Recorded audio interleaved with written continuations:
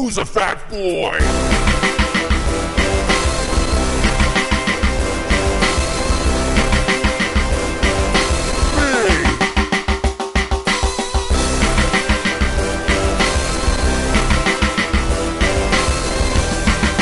Podcast Fat Boy. Hello. Oh, you probably have been checking in on the old podcast, and you saw that it's been exactly 2 months today since I have released one. And in the last episode, I was all excited because I recorded one after 10 days, and I thought a great thing was starting. And then it just stopped, because, it wasn't for any reason. Yeah, I got busy. I was still heavy into, finishing up playing ice hockey for the year and exercising, playing floor hockey and whatnot. I just didn't really feel like communicating, anything about fitness at that point. I felt like I was fully engaged in it more than I have been in like a decade. And it just was something that, I went through a period where I just didn't want to talk about it. I just kind of wanted to enjoy it because it's nice to be able to exercise and not feel like it's a chore. It's something that I feel like I can do a lot better now. And especially with cardio and stuff like that, right? It's not like I'm getting on a bike and terrified that my heart's going to give out because I don't know how much it can take anymore. But I'm still a young man, and I've got a good heart. I believe I've got a very low resting heart rate.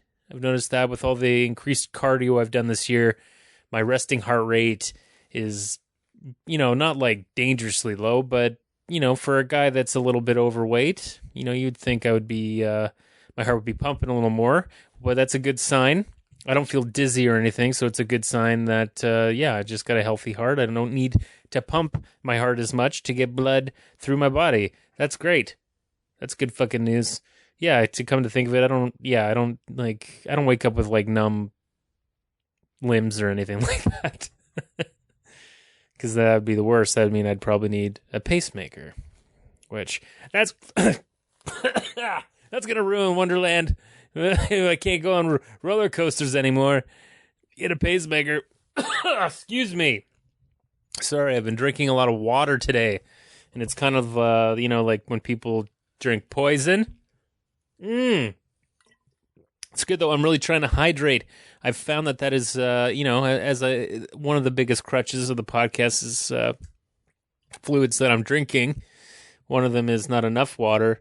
But, today I've had a good close to 1.5 liters. Try not to chug it, because if you chug it, what do? You're just going to piss that right out. Your body's not going to really make much use for any of it.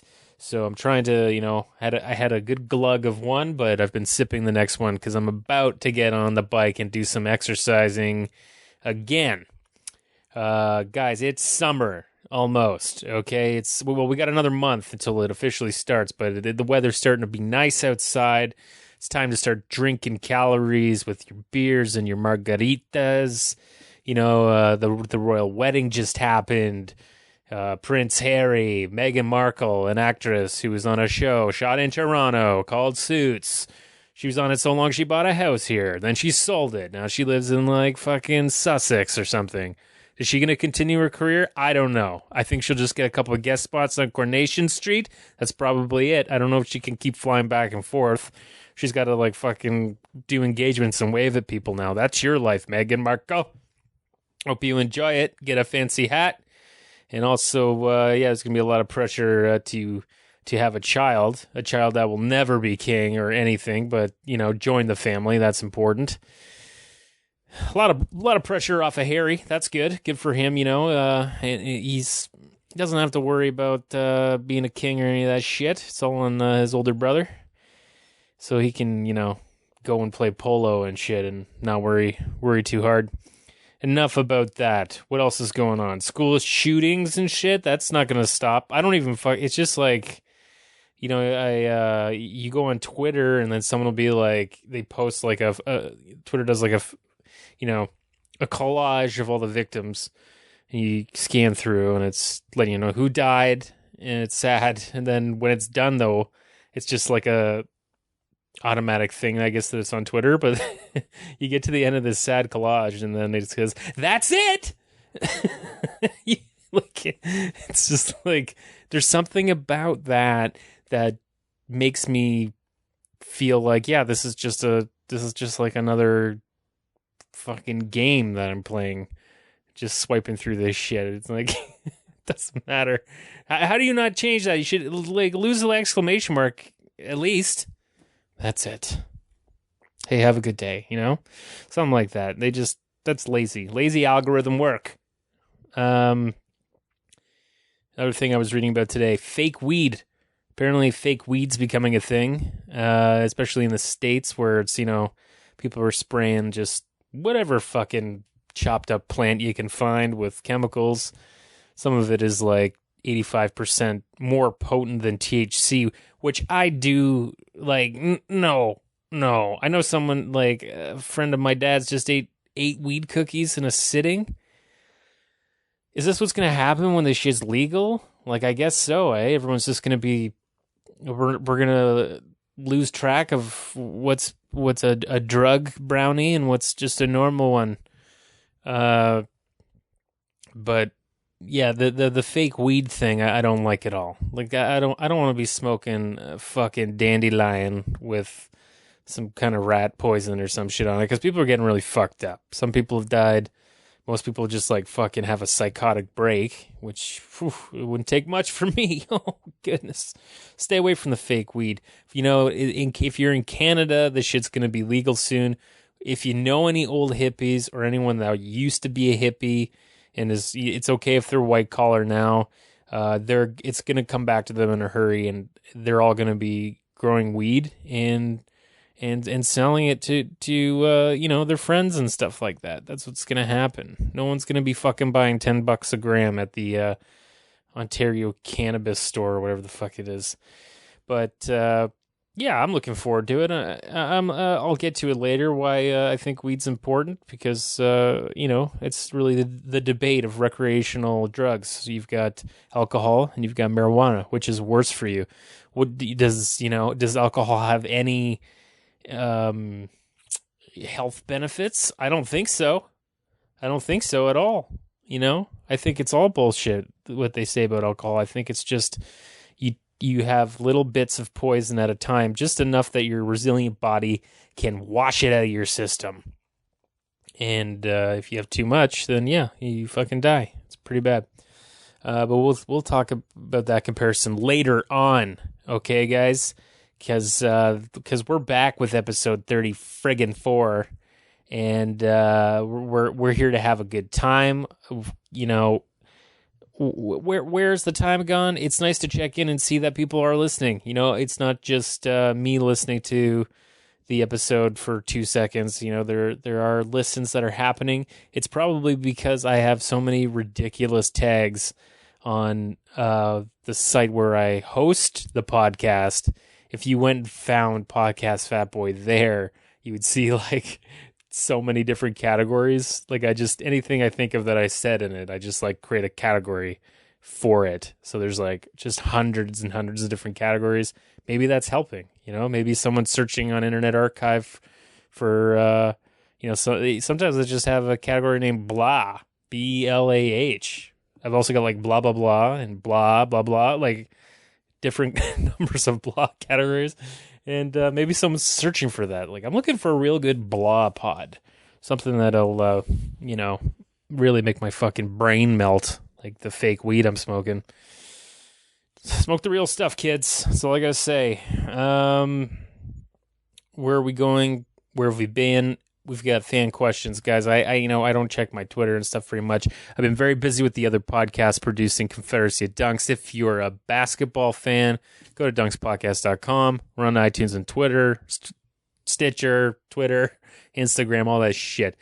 And if you're a Toronto Raptors fan, if you're a basketball fan, definitely check that out. So I've been pretty intense working on that, and trying to reach new audiences and stuff with Freddie and Kev. Kev is, training to be a lawyer, so he's kind of absent from the pod, but Freddie's there.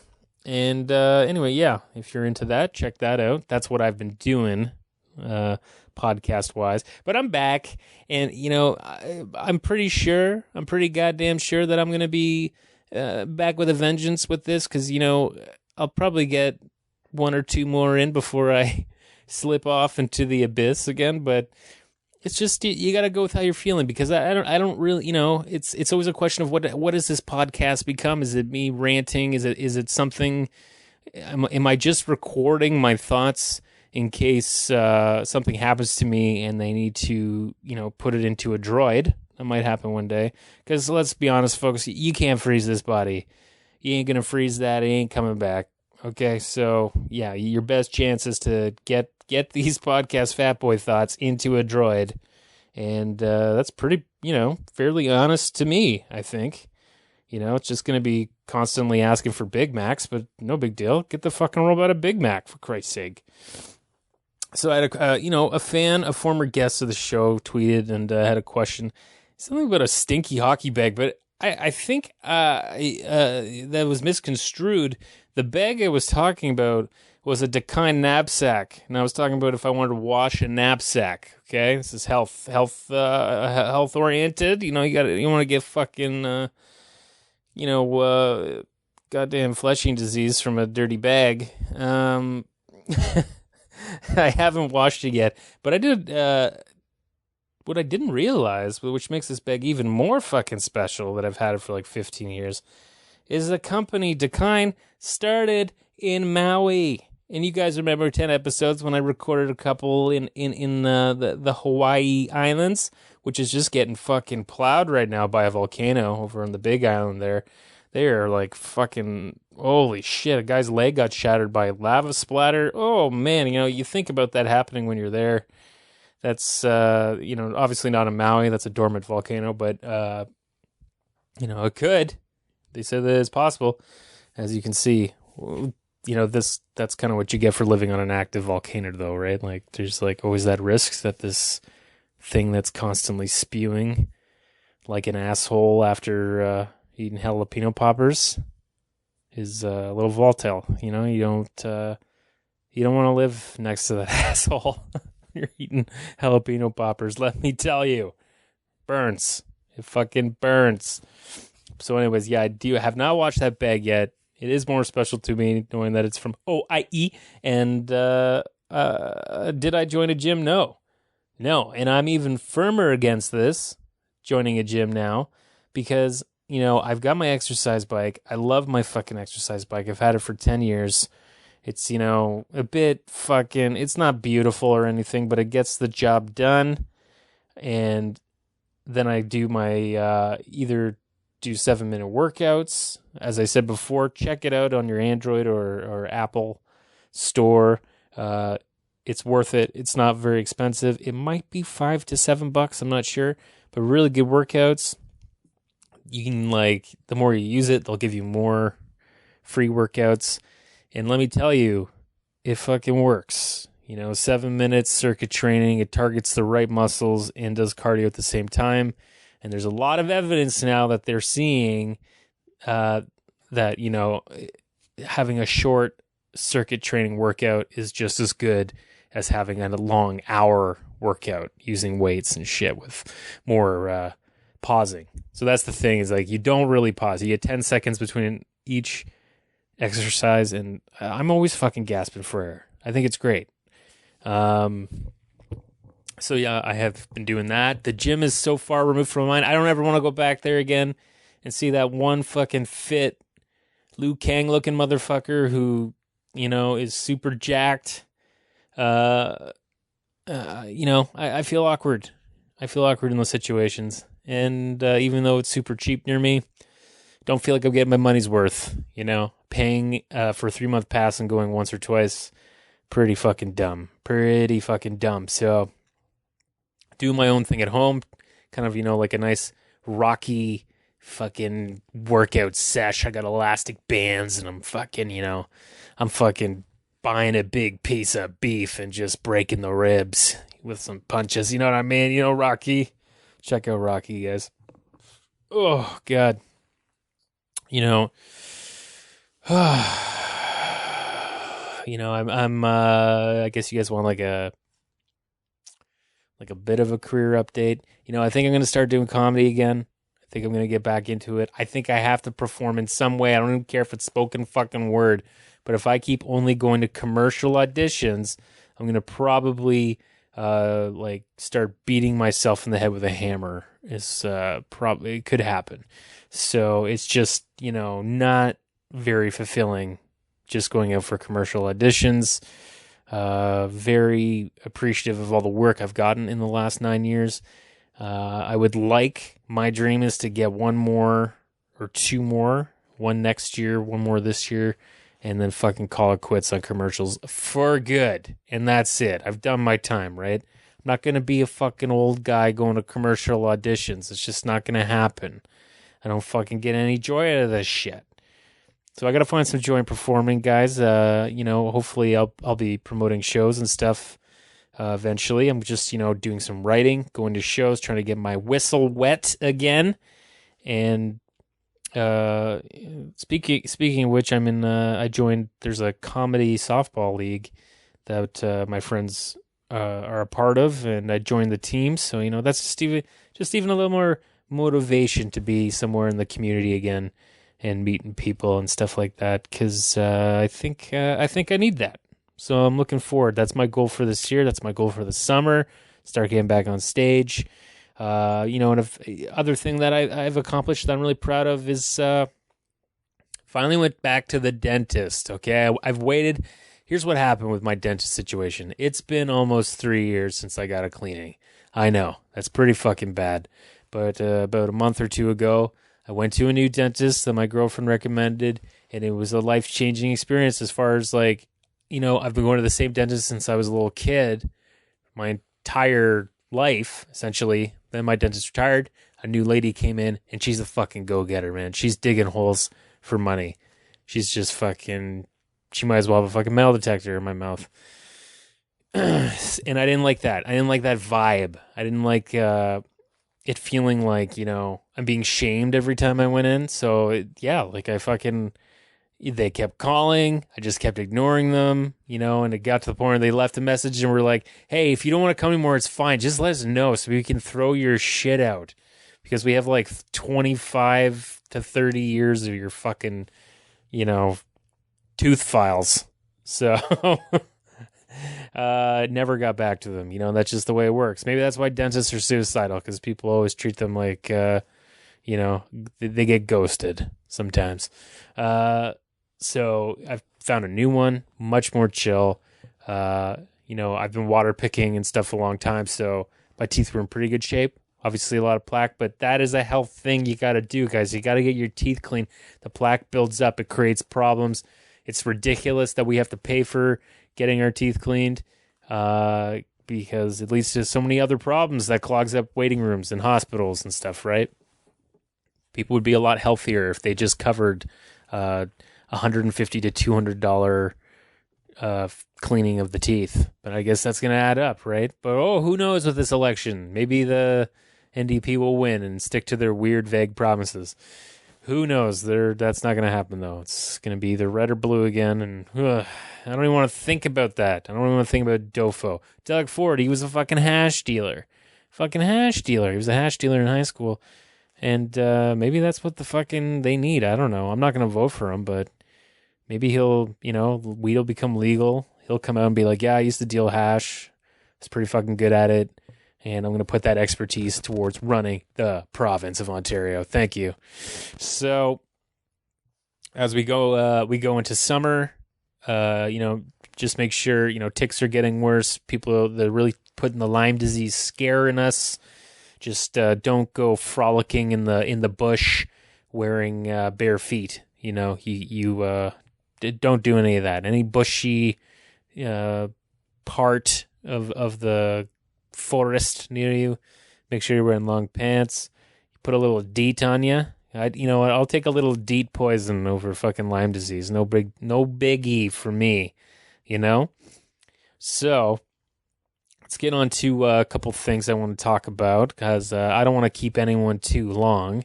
I think what makes, these rants, these fitness rants good enough is that I don't, really stretch it over 30 minutes if I can. But I'm here at CBS recording. Yes, CBS, the Charlie Bucket fucking studio. It's a beautiful fucking day, and I'm having a great time. Everybody, take a swig of your fucking tea, and let's keep this fucking show going. Now, everyone's chasing a fucking fountain of youth. Am I right? You want to look as young. You want to stay young. I was reading on CNN that if you cut your calories by 15%, you could stay young, essentially. And also, you won't get as many, like, age-related diseases and stuff, like diabetes, cancer, Alzheimer's. All that shit has they're age-related conditions. Correct? So yeah, just like I was talking before with the 5-2 diet and everything, it's like we need to restrict calories. Like, we are putting so many calories in, and not enough are going out, and it's amazing how easy it is to do, right? And I'll get to that when I talk about alcohol, because that's just like the number one way to fucking put out. A can of beer can be 150 calories. You drink a 6-pack of that, you're fucking getting up close to 1,000 calories just from the beer drinking. You've already been fucking eating fucking pizza and wings and goddamn whatever else through the day. Like, your fucking body's like, whoa, well, I guess we'll just store this, because obviously something horrible is going to happen, and we're going to need to fucking bulk up this fleshy house. Bulk it up, and that's what in the Western diet, we're constantly bulking up the fleshy house. So we gotta, let the body know that it's okay. We don't need as many calories. You don't have to bulk up so much. Okay. You don't have to store the fat like a fucking gross mold of, lard on your abdomen and shit. So yeah, and you restrict your calories a little bit, extend your life. I think that I totally understand how this definitely could be a helpful thing. And a lot of people, as they get older, too, just do it naturally in a way. They're just not as hungry and shit anymore. But not everybody, obviously. Our fucking death rate is still going down or up, whatever's worse, right? Death rate. People aren't living as long. It's just knowing what's going in the body, essentially. Speaking of going in the body, my fucking hero, okay? This guy, I talk a lot about Big Macs on this show. Don Gorske, I don't know if you remember from Super Size Me, he was the guy that just ate fucking Big Macs like every day since like 1972, 46 years. He just surpassed 30,000 Big Macs, okay? And he's got receipts and, wrappers and shit to keep track of all this stuff. And he just ate 30,000 Big Macs. And I also read that there was only about 8 days in the last 46 years where he didn't have at least one during the day. So one of them was his mom died and was like, don't eat a Big Mac today in honor of me. Because she knew how much that guy must just have been getting Big Mac gift certificates for the longest time, And he doesn't eat fries. He rarely eats fries. He says it's just like he goes in, has the fucking Big Mac sandwich. And this guy's fucking healthy. He's got low cholesterol. He's got low blood pressure.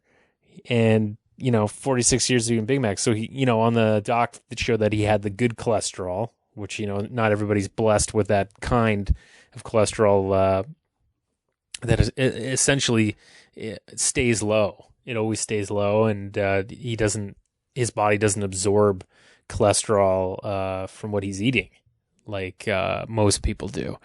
I have a feeling I am the same. Like, I have that kind of cholesterol. But I don't have that much cholesterol. There's ways that, it's the little ways that it adds up that I don't fucking use. I don't eat a lot of cheese. I eat vegan cheese with sandwiches and eggs and stuff like that. And I fucking don't use butter. I use, Earth Balance, which we've talked about many times, which is dairy-free, soy-free, it's just a bunch of oils made into a fucking thing, right? And that, that's just like little ways that I've restricted my cholesterol use, and I think it really helps. I still get little bits of it here. Sometimes I eat cheese, of course. Sometimes I have a pizza. Sometimes I eat pure fucking garbage. Sometimes I eat a Big Mac. You know what I mean? But, 30,000? I'm 30. I had probably had my first Big Mac when I was 8 or 9. And I would say I may be somewhere around 200. 250, because I might have one every couple months or something. It's pretty rare for me to go on a Big Mac, crusade like this guy. But anyways, yeah, his mom died, so he didn't eat one whenever that happened. And also there was a snowstorm. He fucking risked his life driving in a snowstorm to go to a McDonald's, and they were closed because they're like, yeah, we're all gonna die in the snowstorm. We're just sometimes you gotta close the McDonald's down. So those are 2 days. The other 6 days, who fucking knows? This guy must have gotten colds and shit. He's probably had the flu. He was eating Big Macs when he had the flu. Fuck. He should donate his goddamn body. See what the hell's going on. He kind of looks like John Lennon, too. So I don't know about you conspiracy nuts out there, but, kind of correlates. 2 years after the fucking Beatles call it quits, this guy starts eating Big Macs. I'm thinking they did a fucking swap or something, and, John Lennon, also a huge Big Mac fan. He's like, why don't we stage my death? We'll do it. Catch you in the raw. It'll be great. And, so they're all in it. Gorske, Lennon, and David Chapman, or whatever the fuck his name is. Chappie, okay. That's what I'm throwing out to you. I've kind of got lost in my John Lennon conspiracy that he's actually David Gorske, who's eaten 30,000 Big Macs. God bless you, sir. He says he probably won't hit another milestone like that. He's 64 years old. I'm sure he's probably got another 10 thou in him, though, I think. Come on. Another 10 thou, 5 to 10 thou Big Macs. 90% of his solid food diet, fucking Big Macs. I love it. God bless him. So, I've been, sometimes you're sitting on the can and you're just fucking thinking of, what the fuck am I going to read on here, okay? And my mom loves fucking magazines and shit. She could open a fucking library in her bathroom. And she's big on the fucking Dr. Oz magazine called Prevention. And I'll tell you, it is pretty good, kind of reads like a fucking TV guide a little bit. But it has some good stuff in it. It has some good thoughts in it. And, usually I agree with a lot of stuff. It's not too, false fucking speculation type crap that you find on the internet. They seem to have doctors and stuff that contribute to it. So there was one thing that I want to talk about because, I was perusing and they were talking about 5 exercise myths. Okay. And I'm not going to go into them too long, but they are kind of important because they're definitely things that have always been said to me or I've just believed on my own. One here is no pain, no gain. This is a myth. Okay. And the reason for that is, exercise should never hurt. Yeah, you're going to get soreness from hypertrophy happening. Those are the little micro tears in your muscle fiber. And that happens 24 to 48 hours after. But your muscles should never be in pain. You should never feel a sharp tearing of actual tissue when you're working out. I think people get a little lost in the no pain, no gain slogan. I think it just means you have to work hard to see results, but you shouldn't actually be in a state where you can't walk because you're in so much pain. Yeah, no pain, no gain. Like, okay, like, don't take it too literally. That's a bit of a fucking lardle, literally. Another myth is that you can slim your belly with crunches. Yeah, that probably was a big fucking fad in the 80s. Everybody was fucking, doing crunches and fucking leg lifts, and they thought they were gonna have great buns and fucking 6-pack abs. And it actually doesn't work like that. There was a Chilean study. Okay, check this out. One set of approximately 1,000 leg presses 3 times a week using only their non-dominant leg. The assumption might be that the exercised leg would become leaner than the other. On the contrary, although research measured an average reduction of 5% in overall fat mass among the participants, almost none of that fat loss came from that leg that was working so fucking hard. So, you got to lose doing crunches. Are you going to strengthen the muscles in your abdomen? Absolutely you are. There's a bunch of different ab routines you can do, but that's not what's going to burn the fat is what it's saying. Okay. So you gotta do everything else. You gotta diet, you gotta work the rest of your body and just turn it into this fucking, think of it as a furnace, right? You got to fucking get your metabolism up and just fucking give her. And see, here's the myth I was just talking about before, because I was saying how I was doing circuit training and stuff. There's a myth to see results, you need to do an hour-long workout. And that is not true. They're just showing that like higher intensity workouts, 10 minutes, 3 times a week for 12 minutes had the same uptick in fitness and cardio health as those who did 60 minutes of moderately paced cycling. So, it's just, and what, in this day and age too, we can't fucking, we got no time to watch shit. We're like fucking zoned out. We don't have time to fucking do shit. So yeah, of course, why not do a fucking horrible 7-minute, whatever workout and fit that into your day and feel good. I'm going to fucking do it when I'm done this podcast, asshole. So I'm just going to do one more myth. I mean, there's 5, but I'm just going to do one more. I don't really give a fuck about one about stretching. Yeah. Like stretching, you got to do, you got to stretch, obviously, but it's not like doing static stretches is good for you. You got to fucking do, movement. You got to do like trunk rotations or something. Do a lunge with a trunk rotation, okay, if you want to stretch. So I don't even want to get into that one. And just the last myth, really, strength training is better than cardio if you're trying to lose weight. That is a fucking myth. Of course, cardio is always great. Really increases your, metabolic process when you get up your heart rate up, and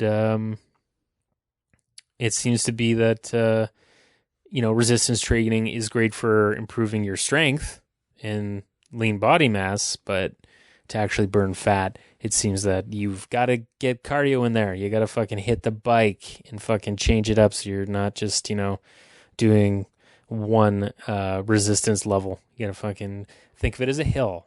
If you're running, you're doing your elliptical, whatever, just fucking keep changing it up throughout. And it's better to have variation with whatever you're doing. So, before we go to fucking MacD's and get a fucking Big Mac, because 30,000, just reading that fucking quote, I'm salivating.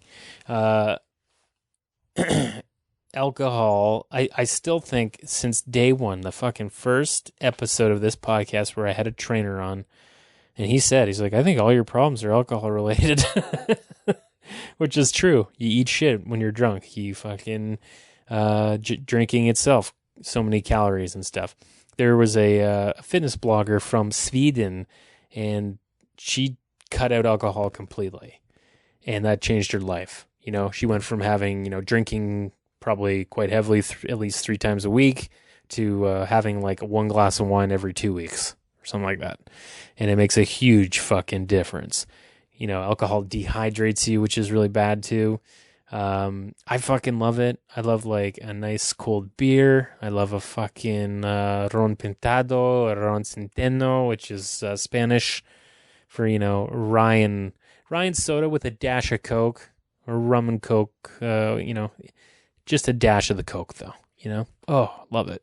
Fucking nice day like this, playing a little fucking washer toss outside. Can't go fucking wrong, people. But it seems like I'm always going back to the alcohol thing. And it just shows, as I said before, what fucking health benefits does alcohol have? Really? What, that it elevates your mood or something? It's like, I don't know, man.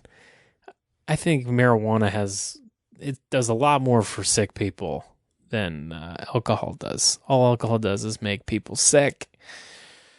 So I'm going to try and, cut down the alcohol. Maybe I'll just fucking smoke a joint some days and, because I got to be fucked up in some way. Smoke a joint and fucking have a glass of Perrier. Now, doesn't that fucking sound nice?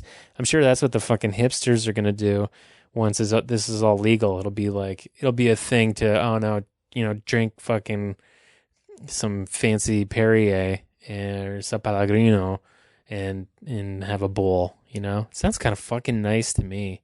Just fucking hydrate yourself, People will be like, oh, I never get pasties. No, never. I never get dry mouth. I'm so hydrated. So maybe I'll start that, just like I started the fucking dumb coloring book phase. Yeah, that was me. Thanks, everybody.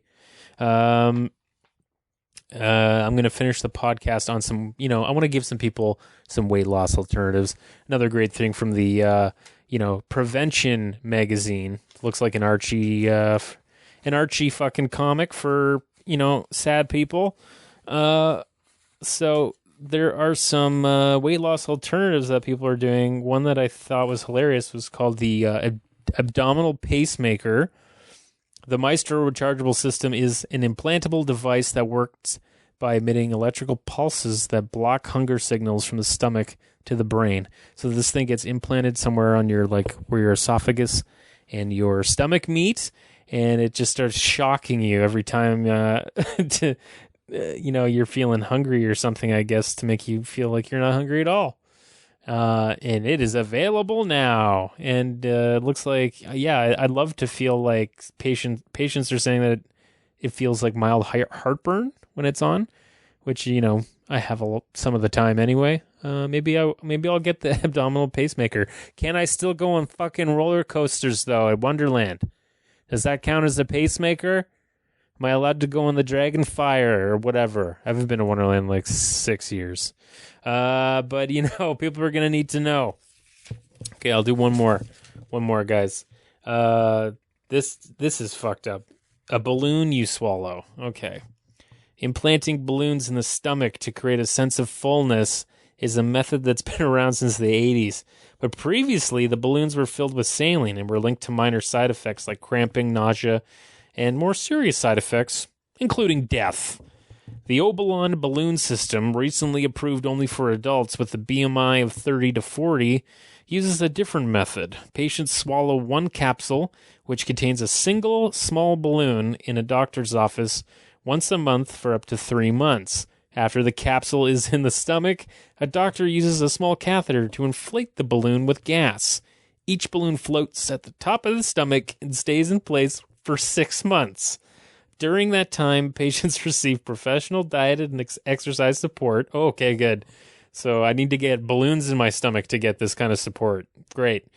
To help them make lifestyle changes that can lead to lasting weight loss. Jesus, it's this bad for some people, eh? After 6 months, the balloon must be removed. Some side effects include bowel obstruction if the balloon bursts. So, there's all kinds of things out there now. Just like I talked about the last episode with the fucking tongue patch. People were fucking making their tongue painful.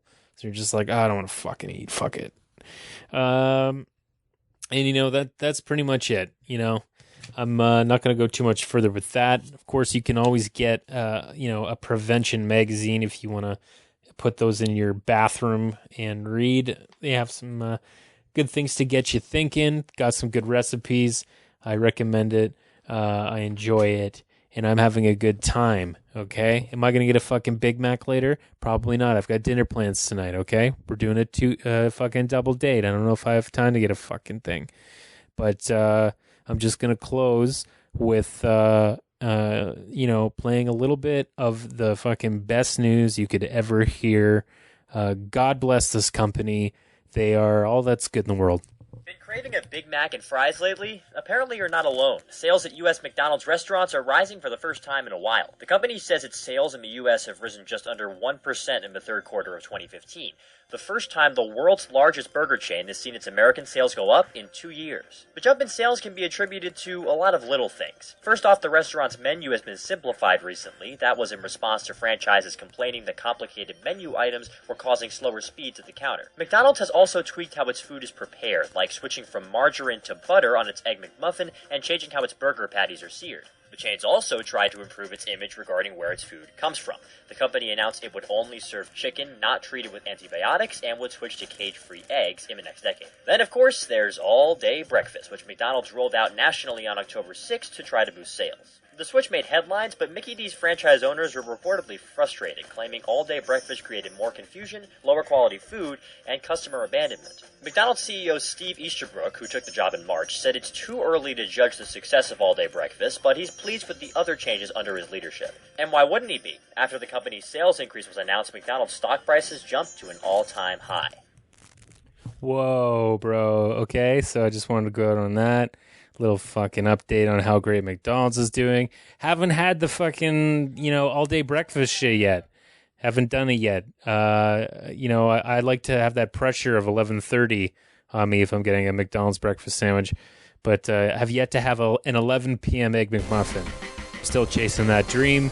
Probably it's been about a month and a half since I've had McDonald's at least, which is good. And, it's an old friend. It'll always be there, right? So see you at the next Big Mac, everyone. Bye.